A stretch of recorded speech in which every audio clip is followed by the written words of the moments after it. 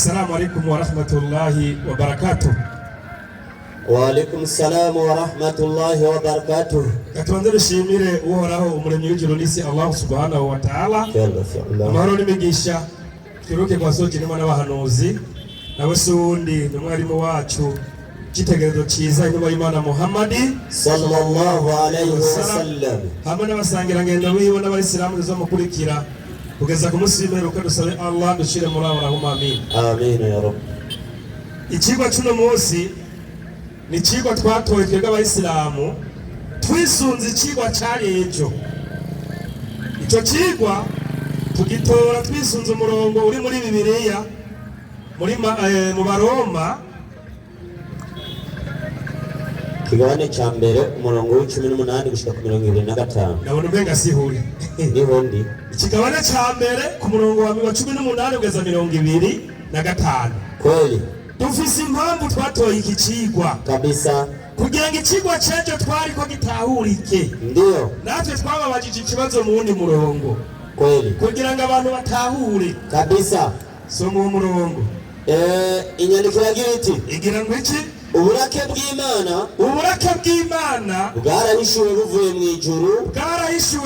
ijuru. Banzo rindire ejo twagiye mu kigwa cyo kumenya Imana bakera basenga y'ukuri n'abakora ibiganiro bijanye n'ijambo ry'Imana, ubushobozi bw'Imana. Ejo hahise baratwemeje ko Yesu ari we Mana yabo, barabyemeza kabisa, barabishingira intahe ko Yesu ari Imana nkuru kandi Imana y'ubushobozi. Ariko hano cyabisomye ino nyandiko Imana iravuga iti, Bibiliya iravuga iti ngo uburake bw'Imana bwarahishuriwe buvuye hehe? Buvuye mu ijuru. Yego ubw'Imana irakira ukutayubaha kw'abantu. Uko kuraka kw'Imana nukuraka Imana irakira abantu batayubaha, nukugabitanya. Hari n'abantu bagabitanya, aricyo gituma twatoye ino nyandiko. Hari abantu ejo bagumye bagabitanya ngo Yesu ni Imana. Rindira mu kanya turabibona. Bandanya banyikisha ukuri ukugabitanya kwabo. Abo bantu banyikisha ukuri ko baragabitanya bakaryohera abantu babo gusa ukunyikisha ukuri. Yego kuko ivyo umuntu yomenya vy'Imana vyerekanwa muri bo. Kuko ivyo umuntu yomenya vy'Imana vyerekanwa muri bo. Imana ari ibiberetse kandi Imana niyo ibibereka. Imana ari bitwereka gute? Imana yazanye intumwa n'abahanuzi izizana mu isi. Za ntumwa zizana ibitabo, zihabwa ibitabo kugira zisobanurire abantu, kugira ngo abantu batahure Imana bakwiye gusenga iyo ariyo. Bandanya tugeze ku 20. Yego kuko ibitaboneka vyayo, ibitaboneka by'Imana nivyo bushobozi bwayo budashira n'ubumana bwayo. Muri wese ari hano ubajije umukirisi uremera Imana ngo yego, wamaze warayibonye oya, wamaze uremera ijuru yego rirahari wararibonye oya, ariko bose baremera yuko hariho ubushobozi bw'Imana. Bandanya harabandanya. Yego bibonwa neza uhereye ku kuremwa kw'isi. Bibonwa neza uhereye mu kuremwa kw'isi, bimenyekanishwa n'ivyo yaremye. Abantu mu kugira ngo bamenye Imana babimenyekanishwa n'ivy'Imana yagize gute yaremye. Yaba umukirisi yaba umwisilamu umubaje ati waremwe nande? Unaremwe n'Imana. Ninde yaremye isi? Imana. Nicyo gituma je nababwiye nti mwebwe Imana musenga siyo dusenga. Simwe mugabo yaturemye. Yaba Imana yaturemye nimwe. Abagabitanya rero ni babandi baheba Imana yaturemye bakaja gusenga iyindi mana. Komeza harabandanya. Yego kugira ngo ntibaze bagire ico bireguza. Bijya byose mwabonye basigura ngo Yesu ni Imana, bazi ko yaremwe n'Imana, no kugira ngo ku munsi w'imperuka ntibazoronke ikintu na kimwe bisigutse. Kuko bamenye Imana ntibayubahe nk'Imana. Baramenye Imana ariko ntibigeze bayubaha nk'Imana. Mwarabyumvise ejo. Ntibayishime. Aho kuvuga ngo Imana ishimwe, mwese murabizi bose bahuye ni Yesu ashimwe. Siko bimeze. Iby'Imana ntibahevye, barahevye. Mugabo wose waje ati mbere Yesu yavuye ngo yaremye n'Imana.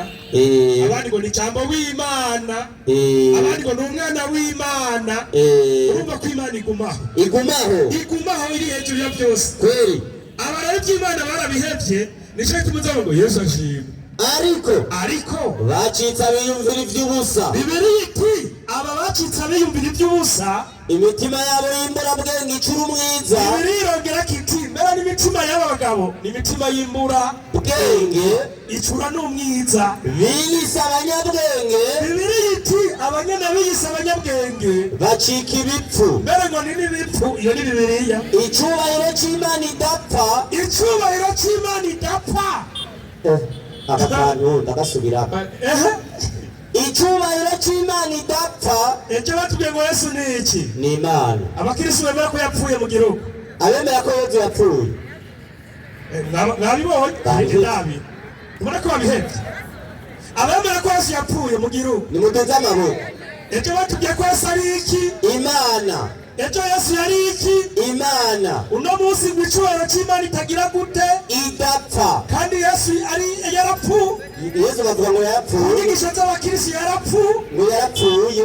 Imana na Bibiliya murongo tubwiye ngo Imana ni ntipfa muraba mukumvaga kandi icyubahiro cy'Imana idapfa icyubahiro cy'Imana idapfa baragikaba icyo baragikabye ejo babyemeza ko Yesu ari Imana bazi ko Imana ari ituma umuntu apfa Imana ariyo mushobora byose kuko ishobora byose rishobora gupfa ngo basenge ibishushanyo bisa n'umuntu apfa ni bande basenga Yesu kandi Yesu ngo n'umuntu mugabo apfa turagusenga we Yesu we Mana yanje abo n'abakirisu ni bande basenga Yesu wababonye basenga ibishushanyo bisa n'umuntu apfa iki nicyo cyiza cy'ibikorane erega umuntu ugiye umuhakanyi arabyiyemereye akabigaragaza agaca abishyira ku mugaragaro izuba ryawe agaca yitwa kafiri original tugaca tuba tubona kafiri original umuhakanyi nabo baradugira ego pe icyo batwa Yesu ni Imana kandi Imana ngo ntipfa ariko Yesu ngo yarapfuye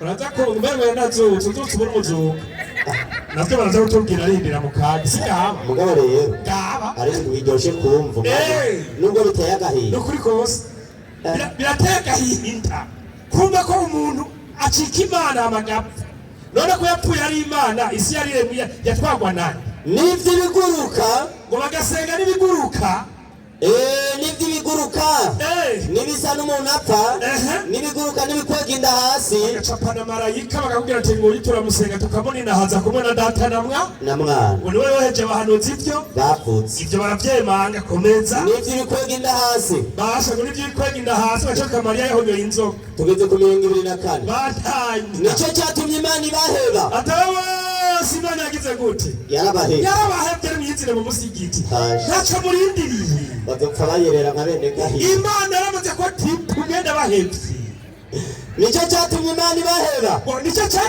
ibaheba ngo bakora ibiteye isoni ibyo bintu ntabwo byemeye mukaduza intoki birateye isoni kandi hariho abamaramaye bakakuduza kubera biteye isoni bajya n'abanyabwenge bati bya bintu ndabihinyuye bajya n'abanyabwenge bagumye binumiye babonye biteye isoni none ikaba barabyumva yego bakora ibiteye isoni bumvira iby'imitima yabo yipfuza bakora iby'imitima yabo yipfuza bati Yesu si Imana ngo Yesu ni Imana mbere ngo Yesu ni umwana w'Imana mbere Yesu ni jambo hari ababibyaza umusaruro abandi bakumvira iby'imitima yabo yipfuza abandi ibyo mukunda mu mitima yanyu ariko siko biri kweli bandanya bonona imibiri yabo ngo baronona n'imibiri yabo ibyo ndaza kubibereka hanyuma kuko kuri kw'Imana bagukavye ibinyoma mwamaze kugukaba ibinyoma bagasenga bagakorera icaremwe bakakirutisha iyakiremye ubu Yesu baramuduza bakamurutisha Imana yamuremye bakakirutisha iyakiremye yego ari ikwiye gushimwa ibihe bitazoshira amen umurongo uhereraho ikibazo rero uyu murongo dusomye ibivuzwemwo ni iby'ukuri cyane n'ibinyoma cyo kibazo nyene pasiteri niyazana tubwiye ibyo n'ibinyoma twitahi ikibazo cyakira nta n'intari dukora tutazi turahejeje aratwemereye ko ari ukuri ikorane kirahetse twigiye kabisa akagenda umugere akari inyuma karahinda kabisa niko bimeze twumvise ko Imana yabahebye bakora ibiteye isoni reka ndabishimangire no ku majambo ya Yesu kweli kuko Yesu wewe ariyiziye ko batari Imana kabisa reka mwere muri Mariko 12:28 abantu bagiye guhindura icaremwe bagakirutisha yakiremye aba baragowe kumusubira kweli kabisa so munyandiko ubutumwa bwiza bwanditswe na Mariko. Yego. Kigabane c'12 umurongo wa 28. Yego. Mugikurikirane. Mwumvirize neza. Kubera hari abantu no munsi batwagwa gusa n'amarangamutima badasoma ibyanditse. Yego kabisa. Kudasoma ibyanditse rero iyo ni ngorane. Inyandiko igira iti yego. Ibwirizwa rikuru. Ibwirizwa rikuru. Haza umwe mu banyabwenge b'ivyanditswe. Gaca Yesu haje umuntu umwe mu banyabwenge b'ivyanditswe. Yumva babazanya. Yumva abantu bariko barabazanya mu bikorere nk'ibinyene two turakora. Amenya ko abishuye neza. Kugira ngo mwe mumvirize ko yishuye neza. Abaza Yesu ati umwacabaza Yesu. Ibwirizwa ry'imbere muri Yesu ni irihe? Yibariza Yesu timbeye Yesu. Ibwirizwa ry'imbere mabwirizwa y'Imana ni irihe? Yesu aramwishura. Yesu acaramwishura ati ry'imbere ni iri. Ibwirizwa ry'imbere ni iri. Ngo nimwumve yemwe Isirayeli. Nimutahure yemwe abantu bo mu magarama. Uhoraho Imana yacu. Na Yesu yishizemwo. Uhoraho Imana yacu. Na Yesu arimwo. Babandi bahinduye iby'Imana bacatugira ngo Yesu niwe Mana. Abivuze ejo. Uhoraho Imana yacu. Uhoraho Imana yacu na Yesu arimwo. Niwe uhoraho wenyene. Niwe uhoraho wenyene. Kandi mukundisha Uhoraho Imana yanyu imitima yanyu yose. Umva yabwiye ngo munkundishe jewe Uhoraho imitima yanyu yose. N'ubugingo bwanyu bwose. N'ubugingo bwanyu bwose. N'ubwenge bwanyu bwose. N'ubwenge bwanyu bwose. N'inkomezi zanyu zose. N'inkomezi zanyu zose. Irya kabiri ngiri. Ati bwirizwa rya kabiri ni yarabwiye abiri gusa. Nababandi baza kwiyadukiza ngo bafise ibibazo bakeneye mu isabato. Yabahaye ibinyinshi mu bibazo bibiri gusa. Irya kabiri ngiri. Yavuze amabwirizwa abiri ko ariyo makuru. Yego. Mukunde bagenzi banyu nkuko mwikunda. Mukunde bagenzi banyu nkuko mwikunda. Nta rindi bwirizwa risumbaye. Ntiyigeze asigura ngo musenge jewe Yesu. Eka. Ngo mugende muvuga ngo Yesu ashimwe. Eka. Ngo mugende muvuga ngo Yesu ni Imana. Yavuze ati amabwirizwa nabiri kugira murokoke. Usenga Imana yose. Usenga Imana yose. Uyikunde kuruta byose. Hanyuma uco kunda mugenzi wawe nkuko wikunda. Nta rindi bwirizwa risumba ayo. Kubera iki? Ni ubaha Imana ibera udandi Imana yonyene n'amabwirizwa yayo. Uza gusanga byose biri mu gusenga Imana imwe urugende. Niba akunda mugenzi wawe ayandi mabwirizwa yose uzakuyasangamwo. Kweli. Mugabo kagenda kubiri n'ibi uzobugiye kubiri n'amategeko y'Imana. Kabisa. Ariko tubona kubwira tuvuga ukuri tuzojya mu ijuru. Abapasiteri mwaza hano vuga ukuri tuzojya mu ijuru. Niba mutazogi wanyu n'akazi kanyu. We hari isosi. Kandi Paulo yavuze ngo umuntu niyasonza ararye. Ego kabisa. Mugabe by'Imana. Muza tuvuga ukuri tubwire ukuri abantu. Tuzojya mu ijuru. Nta Yesu yigeze aba Imana. Oya. Uko Yesu yavuze ati Uhoraho Imana yacu. Niwe uhoraho wenyene. Yabe ndi muri kwambara tubwira ngo Yesu ni umwami. Yesu ni umwami. Wahi. Yari ntare. 11:5 Matayo urakoze kunyibutsa. 11:25 ubutumwa bwanditswe na Matayo. Muhindura ibyagezwe by'Imana mukabihereza umuntu. Ingora icyubahiro cy'Imana mukagiha umuntu. Ariko kandi barize Yesu ni ari nyamuragira icyo ndamukundira so menya ndi. Inyandiko igira iti igira ngo iki? Avuga ngo Yesu ahamagara abananiwe n'abaremerewe. Yesu n'ubundi ngaha barahari. Harabarushaho kubwirwa ngo Yesu ni Imana. Harabarushaho kubwirwa ngo Yesu ni umwana w'Imana. Batozwe icicumi ngo Yesu ni Imana. Abantu barushe babatizwa mu izina ry'umwana n'irya data batazi n'ibyo ari byo. Muri Yesu aba yarabahamagaye. N'ubu twabahamagaye bari mu magarama. Yesu acababwira ngo iki? Muri icyo gihe Yesu aravuga ati ndaguhimbaza data mwami w'ijuru n'isi. Abirwa muratumwe n'amatsiko Yesu n'umwami wawe. Mw'ijuru ntarimo. Mw'isi ntarimo. Hari umwami w'ijuru n'isi. Niwe Mana twababwiye Abisilamu dusenga kuva ejo ko Yesu atari Imana ahubwo Yesu yatumwe n'iki? N'Imana. None Yesu acatwara. Babihinduye none. Acawe umwami atwara. Hari akantu mwamukeye ka wenyine. Babandi bagabitanya bacaga ngo Yesu n'umwana. Wahi. Abo none bahinduye ibyagezwe by'Imana bahindura ikinyoma bayipana icyari bakigira Imana barayiheba. Ngani wa mugabo namambona kuri Facebook yita umwami ari mu mpimba. Ihene bajyanye. Abo rero bacitse ibipfu icyubahiro cy'Imana idapfa baragikabye basenga ibishushanyo bisa n'umuntu apfa. Cyo tumutse ngo turaguseka we Yesu wowe Mana yacu. Namwe Yonusi umwanya wa inoti ngahe? Hamza ndacaje umunyenga. Hamza ndagika ahubwo n'abakunda si sawa. Ndiyo jewe genda mukiya gicika gitahura cyabya n'ikibazo nubone ko ntariko ndagenda cyane vizi impamvu kweli ariyo mpamvu mwarimu naam abantu bahitanye ibintu by'umuntu babyerekana ko kandi kantu gatoya kabisa kugira ngo siko nacokoza hari yarindura za kuvyuma Luka 2:21 uhere ku jambo ry'umuntu 2:21 muri Luka inyandiko rero igira iti icyubahiro c'Imana baragikavye bagihereza umuntu inyandiko igira iti bakeba Yesu ngo basiramura Yesu bamushikanira Imana Yesu baramusiramuye amuhereza iki Imana nimba Yesu ari we Mana igihe bamusiramura bakamujana ku Mana iyi Mana bamujanye ko yitwa ngwiki nimba Yesu ko kari Imana aca bande bamushikanye ku yihe Mana mu gihe nawe mu cyubahiro c'Imana irasiramurwa Imana barasiramura hanyaye dogiteri ya Isilamu niwakomeye ariko kubu atari n'agasuzuguro gusuzugura Imana ubu hitana Imana ukayambura ibuturuka ryambika gutanu ugiye gusiramu wewe numva dogiteri ya Isilamu yekore wakomeye ubwizanye ukuri kwa nose ubwenge bukora neza wewe hitana Imana yakuremye ukayijyambika ku gitanda ukayambura ibutura kugira usiramure mbere iyo Mana yabo yambara ibutura nabonye bayambiza akabinde ku musaraba ngo si sawa ujyo babikora ko ari Imana cyangwa ikibaro cy'Imana ntibacumva oya ngira ntaco bumva neza birashika burya amatwi ari Mose wenyene yasabye ngo ayibone urabaza bayabonye ni kuri urabaza Mose ati mbega ugendeye gute ushatse kubona Imana n'amaso abantu bo bamwe ati dushaka kuyibona urabaza ibyabaye nyine byagiye yavuga ati genda mwitegura ariko umuntu musaba mu magarama ngo Yesu ngo ni Imana ngo mbere ngo twaramubonye mbere ngo yaraducunge bamubamba no ku musaraba ega ni navyo byagoye mwarimu wejo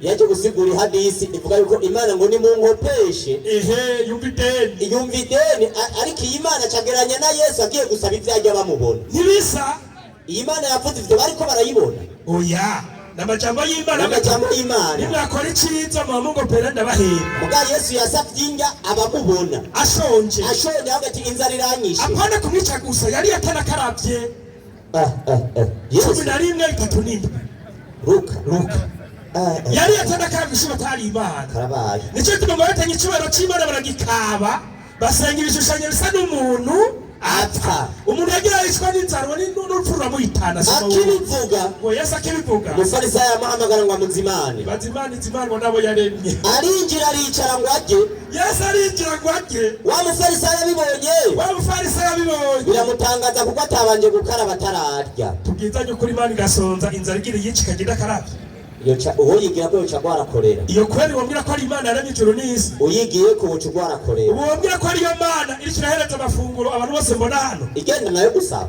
nayo igenda gusaba iby'igishonje Mungu kaomba arabahuyo agashagaburirwa n'abantu mwene biyumvire ngo hano hoza Imana ati ndashonje Imana ikaciza Imana ikaza hano tukayibona tukaja tuyibitumbura burya basura kwisenga ngo uduhivya kugira dukwiye umuntu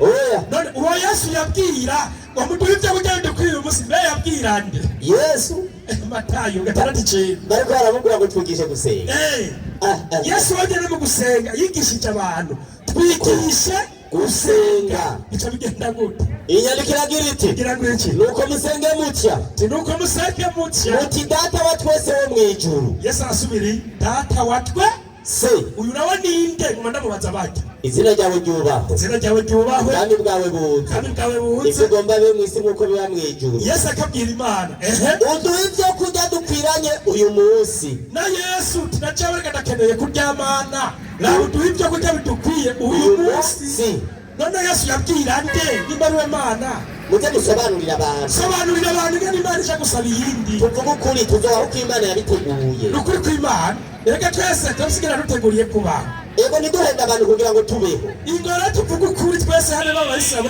abaye nka waho ndi ngo abaze aje yishura ahubwo wewe na n'iyi saha yabajije muze mutwishure mwenye kiti haguruka baze bishure Abaromani 1:18 hadi 25 sawa amakenga bafise muri uyu murongo mu Baroma 1:18-25 icyo cyatumye duhamagara ababigisha kugira ngo baze bashire ukuri ku mugaragaro. Kaze mwarimu mu minota yawe 20 ubanze ubigisha abantu Bibiliya ntaniyo batahura kabisa. kazi mumuhe mikoro hariya umusomyi Asmani ukoresha ububangutsi muri protokole. Minota 20 yawe wigisha aba bantu urumva ko bafise ubumenyi bwo kudatahura neza ibyanditswe. Nico cyatumye tubahamagara kandi nyene umwigishwa mwiza arabaza. Amashyi menshi twakira umukozi w'Imana Joshua mu minota 20 yiwe ayikoreshe.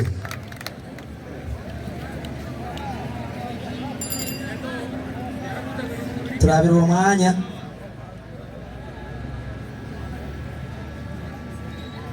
Yesu nashimwe cyane. Haleluya. Ngira ngo umuhagarikizi washobora kuba atakurikiye umwigisha wiwe.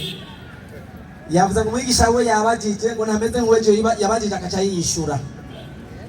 Natahuye neza ko ategeza mukurikirana ko yoba yishuye, kuko yavuze ati n'ubu dusubiye kwemanga neza ko Imana dusenga atariyo musenga. Muri make yamaze kwiyishura ko Imana dusenga atariyo bagize gute, atariyo basenga, kandi mu by'ukuri biratahuritse. Yesu ashimwe cyane. Bisomwe ko ikigwa cyaciye ngaha ejo kirangiye ubunyene, kirangiye kuko Qur'an ejo yavuze ngo Imana y'abakristo bahishuriwe n'abayisilamu barabyizera, kandi twe twahishuriwe neza ko Yesu ari Imana n'umukiza wacu, nibyo twahishuriwe, kandi Qur'an ikavuga ko mubyizera. Ariko utanditse n'agapapuro kamwe ngo ujye kubarenza na Qur'an umaze kuvuga ko utabyemera, bisobanure ngo Qur'an wayihakanye. Ziduterura zidushirira hajya twazikoresha mu kubigisha. Haleluya. Amen. Tumaze kubona ko Qur'an yabeshe atariyo imwe, tuterushire hajya hanga tukubatize ngandaza amazi arahari ukabutinya amazi akanye dufata yashusha. Nta rugendo runini dufata. Yizera umwami Yesu aravuga. Yesu nashimwe cyane. Amen. Haleluya. Amen. Jewe sinda kuja kure y'ivyo yavuze. Yego. Kandi mu by'ukuri yavuze nk'umunyeshuri ariko arabaza kuko ntabyo atahura, kandi hamo twomurage natahura ejo imbere y'Imana yozuva kataje twamumariye. Reka je no mose nakubwire niwo badanye ukazimira je ndakaraba je narangije n'imbere y'Imana ndovuga n'Imana narabivuze ngo wantuma nibo babaye batumva. Yesu nashimwe cyane. Amen. Reka mbere yagiye gutangurira igitabo yasomye ni mu Roma 1:10-25 ngenda buke aho agiye arasoma yavuze ngo twebwe ngo abakristo ngo baniho banyikisha iki ukuri. Basome musome bya murongo ajya nyine yasomye Abaroma 1 yego murongo wa 18 bana gisome. Uburake bw'Imana bwarahishuwe. Uburake bw'Imana bwaragize gute? Bwarahishuwe. Bantu hagere ngaho nyene umva ivyo uburake bw'Imana bwarahishuwe ntatahura ibyo ari byo. Mbega uburake bw'Imana bwahishuwe kubera iki? Bwarahishuwe kubera ko harabaze kwizera Yesu ngo n'umukiza mu bugingo bwabo. Akaba hakana genda muri Yohana ndamusigura uwo murongo neza. Yohana 6 yego murongo wa kangahe mwigisha? Genda Yohana 13 ku murongo w'icenda. Yohana 13 ku murongo w'icenda. Nivyo ariko birafite igituma bwahishuwe ko ari abantu baza kwizera Yesu ko ari umwami n'umukiza mu bugingo bwabo. Ubu burake butagira gute burahishurwa. Dusomere mwari mwene hafu 16 ku murongo w'icenda. Havuga ngo iki? Havuga ngo iby'icaha kuko batanyitse. Kuko batagize gute? Batanyitse. Komeza no hepfo ku murongo w'icumi. Ibyo kugororoka kuko nja kwa data. Bandanya. Kandi namwe uzoba mutakimbona. Uzamutakira gute? Mutakimbona. Atugare ngaho nyene. Mwaraze kwizera ko ari umwami n'umukiza mu bugingo bwanyu. Hanyuma Imana ikizana uburake, kandi ubwo burake buracari kuri mwebwe. Yesu cyane. Amen. Haleluya. Amen. Aho yumvise ngo Yesu avuze ngo kwa data acha vumengo ucumba ngo birakomeye. Yesu acha kwa data kubera iki? Yohana 8 mironganyarutse. Yohana 8 Jana 3 yarutse. Yohana 8:13 havuga ngo iki? 10:30 yarutse. 10:30 havuga ngo iki? Yohana 10:30 aravuga ngo mwigisha. Ngo iki? 10:30 yarutse akoresha umwanya nk'amamega.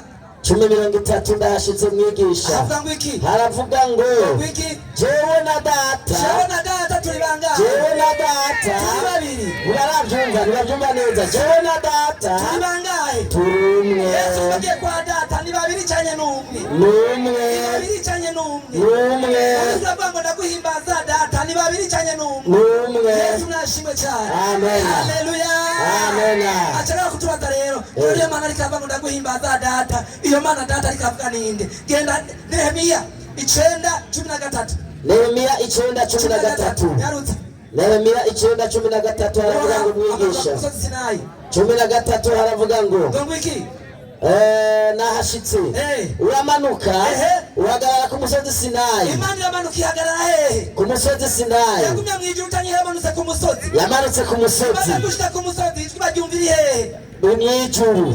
Hasomeleza. Uvugana nabo uri mwijuru. Imana ihagaze hehe? Iri ku musozi Sinayi. Ariko ijwi baryumva riri hehe? Mwijuru. Imana zingahe? Ikibazo cyo kudasoma. Imana ihagaze ku musozi Sinayi. Ariko ijwi ryayo bakaryumvira hehe? Zari Imana zingahe? Yesu ashimwe cyane. Amen. Haleluya. Amen. Ariko imana kudasoma kandi baza badohora kudasoma kwabo. Yesu nashimwe cyane. Reka nibandanirize. Yego. Uburake bw'Imana bwamaze kugira gute? Guhishurwa. Kabaze guhishurwa, burasizwa bwahishuwe, nuko baza kwizera Kristo umwami n'umukiza mu bugingo bwabo. Yesu nashimwe cyane. Amen. Avuye ngaho rero acavuga ngo abakizo banyikisha ukuri, ngo baraze kuvuga ukuri. Bibiliya hajya Abaroma ni igitabo cyavuze neza, hari abantu babanyikisha ukuri. Ukunyikisha ukuri zo guharira. Ukunyikisha ukuri nuko gushaka ku mugaragaro, nuko muri kuvuga ibinyoma. Akarorero Qur'ani 27:82 gusobanura umurongo. Abantu banyageje ukuri baraza kukumva. Jesi mvugite ku mutwe gusa ngo wowe bivuga ndaguha inyandiko yemeza ko bayisanga banyageje ukuri nyarutsa. Qur'ani 27:82 27:82 Muhammad yabwiye ngo ukuri bazokunyegeza cyane bakunyegeze nyarutsa. Mu busobanuro. Nyarutsa. Ego me mwigisha ndashitse. Havuga ngo iki? 27:82 Havuga ngo iki?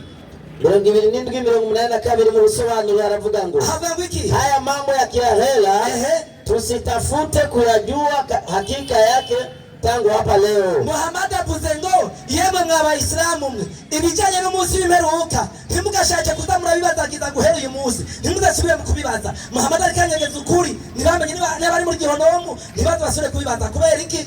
Hakika yake itajulikana huko. Muhammad yababwiye ngo ibyo munsi w'imperuka muzobimenya nimwagerayo ngaha ntimuzubire kubibaza. Muhammad yanyegeje ukuri ntiyakunyegeje. Yarakunyegeje. Arakunyegeza gose. Bandanya aho nyene. Hapa. Aha mwisi. Aha mwisi. Ni kuamini tu. Abayisa mutoza muri izera gusa ibyo tuvuze ntimuzabanze ugera umunsi w'imperuka muzobimenya nimwagerayo. Nimwasanga ari muri gihonomu muzobigenza gute? La. Musanga ari muri gihonomu muzobigenza gute? Yesu nashimwe cyane. Amen. Muhammad yanse uko kuri yarakunyegeje abayisa banyikisha ukuri nico Abaroma bariko baravuga. Nabo bazobizira. Kandi muzobizira. Akabeza ko niko ndabesha ndamongera sidamongera. Wongera. Ani 5:51. Ani 5:51. Nyarutsa. 5:51. Abantu banyikishije ukuri mwakunyegeza. Muraho abasamu bato. Musaza mwani mumbabaje. Babajwe n'abaje bato muri ko murahenda mutaze mu wajana. 5:51. Mukava gusanga abazokwizere gusa eko tavizeye ala ni Imana. Muhabari nwa yiwe. Mudashaka kwakiza ukiko mu wajana muri gihonomu. Nyarutsa. 5:51. Havuga ngo enyi mlioamini wanyama mwa Waislamu msiwafanye Mayahudi na Wakristo kuwa marafiki wa kuwapa siri zenu. Wanyama mwa Waislamu muze mwanka Abayuda n'Abakristo kugira ngo nibabwira amabanga yanyu n'ugwango uko n'ukuri cyane ni kinyoma. Nico Abaroma bariko baravuga. Igitabo cy'Abaroma 1:18 ni igitabo kimeze neza cyane. Kidushira kumugaragara upagani bw'abagabo. Ikatubandanye rero. Yego. Yesu nashimwe cyane. Amen. Acavuga ngo Imana imenyekanira mu byo yagize gute? Mu byo yaremye. Mu mukomera amashikuru y'umurongo yatanze. Muhamashi. Imana bayimenyera hehe? Mu byo yaremye. Imana bayimenyera hehe? Mu byo yaremye. Baza ndabi Imana yabo ko yoba yararemye. Nakanyegeri kamwe konyine nakanyegeri. Atakuza ahera mu kigabane cya mbere gushika mu kigabane cya nyuma aho Imana yabaremye n'akanyegeri araza kubitwereka. Reka bana tora Qur'ani 92 ku murongo wa mbere. Qur'ani 92 ku murongo wa mbere. Ego 92 ku murongo wa mbere. hapa mkimwana Na hapa kwa siku ufunikapo hata kusubishana rimwe cyana kabiri. 92:11. Cyana kabiri umurongo wa mbere. 92 umurongo wa mbere. Ego na hapa ego kwa usiku ego ufunikapo duga kuri gatatu tuhanyarutse kuri gatatu na kwa aliyeumba kiume na kike. Aha. Allah muri Qur'an arikarahira ngo ndarahiye wa wundi yaremye ikigabo n'ikigore niba ari we yaremye ikigabo n'ikigore ariko ararahira kwihemana. Allah ndarahiye ngo jewe Allah ndarahiye wa wundi yaremye ikigabo n'ikigore ninde yaremye ikigabo n'ikigore batari Yesu. Araza kutubwira uwari we. Ndamurongo sina murongo. Murongo. Wajira yavuze Imana bazabimenya ko byaremye. Imana ikurarira kuyaremye ikigabo n'ikigore. Nyereka yaremye n'akanyegeri ngaha abantu bavuga babyumvise. Ariko Yesu waremye ibiki akarongera ntange toraho nyene abikorosayi rimwe ku murongo wa 16 nyarutse. Abikorosayi rimwe 16 Yesu yararemye. Naho mu murongo nk'uyu aho Imana yaho yaremye. Abikorosayi rimwe 16 nyarutse. Abikorosayi 1:16 aravuga ngo mwigisha. Avuga iki? 16 kuko muri we ariho byose byaremewe. Byose byaremewe muri inde? Muri Kristo Yesu. Muri amana y'Abayisilamu cyane muri Yesu. Muri Kristo Yesu. Ibyo mu ijuru n'ibyo mu isi. Ibyo mu ijuru n'ibyo mu isi. Ibiboneka n'ibitaboneka. Ibiboneka n'ibitaboneka byaremewe nande? Na Yesu Kristo. Uri intebe z'icyubahiro. Intebe z'icyubahiro zaremewe nande? Na Yesu Kristo. Urugami. Bwaremewe nande? Na Yesu Kristo. Urukuru bwaremewe nande? Na Yesu Kristo. Ububasha bwa Yesu Kristo. Byose byaremwe nawe na Kristo biremegwa kuba ibyiwe. Haleluya. Amena. Wowe watanze umurongo umeze neza kw'Imana y'ukuri bayimenya mu byo yagize gute yaremye kugira ngo Imana yagusenga nayo ngo ngaho hagarara ngaha utwara ibyo yaremye tubimegereme niyo yaremye n'akanyegeri turaza kubyemera. Kiretse igihugu mu Yesu ashimwe cyane. Amen. Ndabanda akabazo koroshe. Mubaze mwigisha. Ndabanda akabazo koroshe. Uyaze kwandoro. Nindi Imana yaboreyo yaremye. Adamu Eva yamuremye mukuye hehe wisize korowani. Nuko. Achato cha yachumvise. Yachumvise. Eva Imana yamukuye hehe mukurema wisunze korowani. Nindi Imana yawe yararemye. Ndaze kuciyibagiza. Ico kibazo ukakibura. Barabe bamushirira ibuye ngaho. Mushirira ibuye aho. Shirira. Ntaze kuciyibagiza. Arakurabana. Nuko. Yesu ashimwe cyane. Mushirira ibuye aho. Imana yawe iba yararemye. Yego. Iba yararemye. Ibiti yabiremye ku munsi wa kangahe? Sawa. Wisunze korowani. Hoje yatubwiye ngo ni ururimi. Yesu ashimwe ngo Imana yatangiye kurema ururimi. Yatangiye kurema ururimi. Yawe bicuterera hasi. Uyu munsi rero biraboneka. Naza ibuye ngiryo. Yesu ashimwe cyane. Amen. Reka ribandanirize. Ibandarize mwigisha. Acagaruka. Yego. Acava ngo bise abanyabwenge. Ngo bacika iki? Ibipfu. Kana muretse. Akubarigarukako ngo bijya ngo nibipfu ngo kora ko bise abanyabwenge. Oya. Twebwe nitwita abanyabwenge.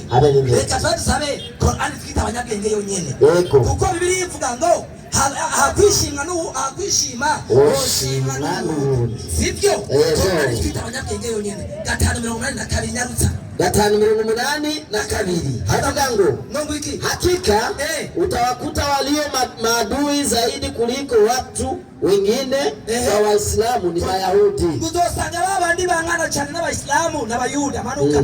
Na wale mushirikina nabo banyikanye Imana manuka. Wasiokuwa na kitabu. Komeza. Na utawaona walio karibu kwa urafiki na Waislamu. Utaona wandi begere ku mugenzi n'Abayisilamu. Ni wale wanaosema sisi nani?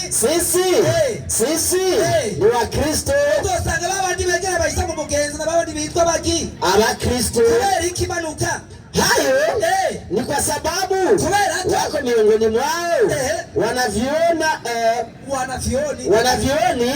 na wamchao Mungu kezaho bakura ko bravo ba Kristo hari n'incabwenge kandi bubaha niki n'Imana kandi bubaha iki n'Imana abandi kuvuga ba Kristo n'incabwenge kandi bubaha iki Imana ivyo bipfu ariko abikura heza ngo abakizo n'ibipfu kandi Qur'ani bizi yonyine ko ari abanyabwenge. Haleluya. Amen. Haleluya. Amen. Tubona ko Qur'ani yatwitse abanyabwenge rero. Ikatwita abanyabwenge. Abayisilamu kibita Qur'ani nyene si Bibiliya. Qur'ani kibita ngwiki Korani kabiri ijana na kane. Korani kabiri ijana na kane. Korani kabiri ijana na kane. Havuga ngo iki? Kabiri ijana na kane. Ngo iki? Korani ijana na kane. Korani bayivuze ko abakristo ari incabwenge. Yego. None iyo Korani nyene abayisilamu bita ngo iki? Tanga. Kabiri ijana na kane havuga ngo mwigisha ndashitse. Ijana na kane havuga ngo Waislamu hanza abakristo n'abayisilamu. Abayisilamu bagize iki? Walikuwa wakati mwingine wanafanya nini? Wakimwambia mtume raina. Ikiwa kimwe abayisilamu hadi Muhammad ngo raina bisobanura iki? Yani kuwa ukituchunga kama mchungaji mzuri wewe Muhammad uzodura turagira nkukumungere aragira ibiki anavyochunga wanyama wake. Muhammad azobaragira nkukumungere aragira bitungwa vyiwe. Kwa sisi kwani sisi ni wajinga, ni wajinga, ni wajinga, wajinga, ni Korani, ni wajinga, ni ncabwenge. Haleluya, amen. Yesu nashimwe cyane, amen. Yesu ashimwe cyane Kristo. Yesu cy'Imana idapfa. Yesu ashimwe. Amen. Yesu yaragize gute? Yesu yaragize gute? Yarashonje. Yesu urupfu ntirwigeze rumugumya. Haleluya, amen. Nicyo gituma abandi bahambwe batarazuka, ariko Yesu yanesheje urupfu ntirwamugumije. Yego. Amakenga tora igitabo cya Abaroma 6:9 nyarutsa. Abaroma 6. Abaroma 6:9 mwigisha ndashitse. Urupfu ntirwamugumije. 6:9. Rumaze kumushira kwaracugumiye bonyene. Yego cyane. Haleluya. Ukubera ubushobozi bwiwe nibusanzwe. Bandanya. Ku murongo w'icenda uko tuzi yuko Kristo amaze kuzuka mu bapfuye atagipfa, urupfu rutakimuganza. Urupfu ntirukigira gute? Ntirukimuganza. Twazi benshi twaba tuba ku Imana ibaha amahoro n'umugisha. Kubera iki? Baracari hariya indani, cyaranze kubatura, baracabaseza. Amen. Ariko Yesu yararunesheje. Yesu ufuni rwamugumije. Reka nibandaririze. Yesu ashimwe cyane. Acha bantu basenga ibigirwamana ibiki n'ibiki. Umwanya ni muremure, ariko reka banza ngaruke. Mbega abasenga ibigirwamana ni bande? Reka mbere muri Korani 6:76 banze mpera. Korani 6:76 Yarutsa 6:76 havuga ngo iki? Ubundi abandabira ngo rwamira 3:4 ihadisi y'amajana 128 Yarutsa 6 kangahe mwigisha? 6:76 ndashitse mwigisha. Havuga ngo iki? 7:6 haravuga ngo babandi Abaroma havuga ko basenga ibigirwamana ni bande? Havuga ngo iki? na usiku ulipomwingilia Ibrahimu na hali kaka na makafiri akaona nyota, alinena makusudi kutaka kuwavuta watumie fikira zao. Nyota hii ni Mola wangu. Aburahamu abayisilamu bizera ngo igihe kimwe yari kumwe n'abapagani ari kumwe n'abayisilamu acabona inyenyeri, acabanguriya nyenyeri muri ko murabona niyo mana yanje. Nimbi iyo nyenyeri bavuga muri Korani ivuga ko yari imana yabo. Unamuzi ku musigiti ntayiriyo. Iri ku musigiti ntayiriyo. Kandi Korani ivuga ko ari imana yabo. Imana yabo. Ikigomana ntibagisenga. Baragisenga ku musigiti. Cyaremwe n'Imana. Bakirutishije Imana. Ku murongo wa 77 na usiku wa pili alipouona mwezi unachomoza alisema, waambia wale marafiki zake wa kikafiri, huu mwezi ndio Mola wangu. Yiwe kumusigiti ni imana yawe. Yaremwe n'Imana, niyo yakuremye. Asili ya majini mkweli mwaminifu. Avuga ngo iki? Avuga ngo jiwe jeusi ni kiume kulia. Kiume kulia ni kuume kulia ya Mwenyezi Mungu yawe. Kuimana yawe.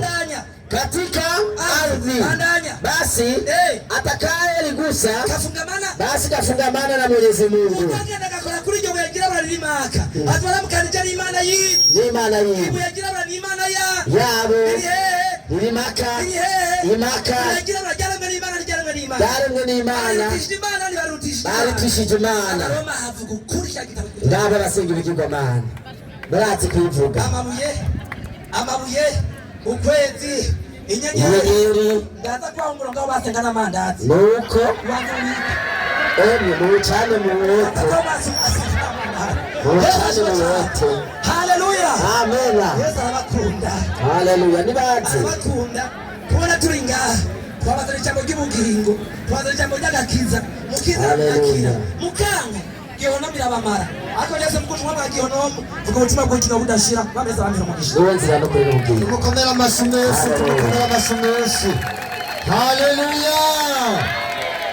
Arakoze cyane iminota yiwe 20 ayikoresheje neza cyane. Aba nibo bigisha tuba dukeneye rero. Ikibazo kiracari hano kandi Imana abayisilamu basenga niyo abakristo basenga biriko biratahurika ko si zimwe. N'umurongo watahuritse wo muri Bibiliya ko ari ukuri. Mana y'abayisilamu bikubitiye ko inyenyeri ukwezi n'izuba bitabigirwa Imana murabikora ko mwizere Yesu. Assalamu alaikum wa rahmatullahi wa barakatuh. Wa alaikum salam wa rahmatullahi wa barakatuh. Birya araja bisobanura Idirisa kagatego bateka abibonye katetse kakunze kafashe abekise kibateri nibuye nuzusura kuvuga ngo iki ni kibazo nibuye cyangwa ntubona naguteze kumezimba karibu